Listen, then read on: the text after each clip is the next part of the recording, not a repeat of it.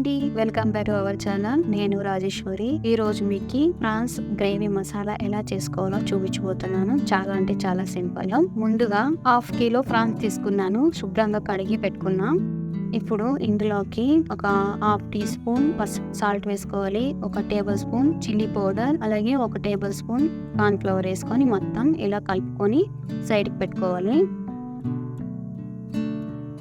ఇప్పుడు ఒక ప్యాన్ తీసుకొని స్టవ్ వెలిగించుకున్న తర్వాత దీంట్లోకి 1 టేబుల్ స్పూన్ బటర్ వేసుకోవాలి.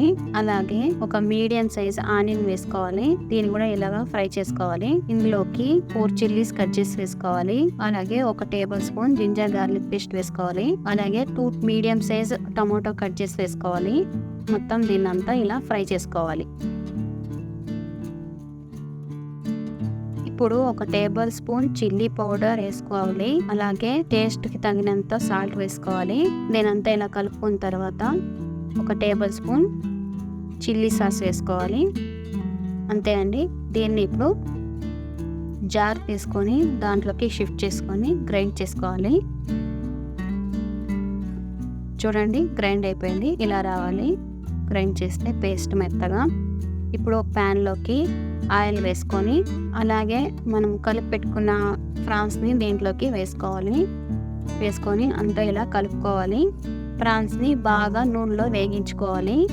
వేగించిన తర్వాత దీంట్లోకి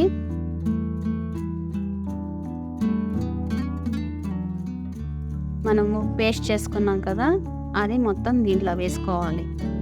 అలాగే కొంచెం మసాలా మిగిలి ఉంటుంది కదా జార్లో, కొంచెం వాటర్ వేసుకొని అది కూడా దీంట్లోకి వేసుకోవాలి. ఇప్పుడు దీన్ని మొత్తం ఇలా కలుపుకోవాలి. ఇప్పుడు ఒక 5-6 నిమిషాల పాటు ఉడికించుకుందాము. దీనిపైన మూత పెట్టేసుకుందాం.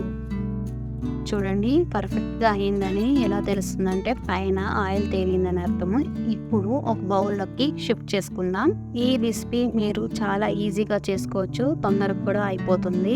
ఈ రెసిపీ చపాతీలోకి, రైస్లోకి, అలాగే పరోటాలోకి చాలా బాగుంటుంది. మీరు కూడా ఒకసారి ట్రై చేయండి. దీనిపైన మైనస్ వేసుకున్న ఆప్షనల్ కావాలంటే మీరు కూడా వేసుకోవచ్చు. అంతే అండి.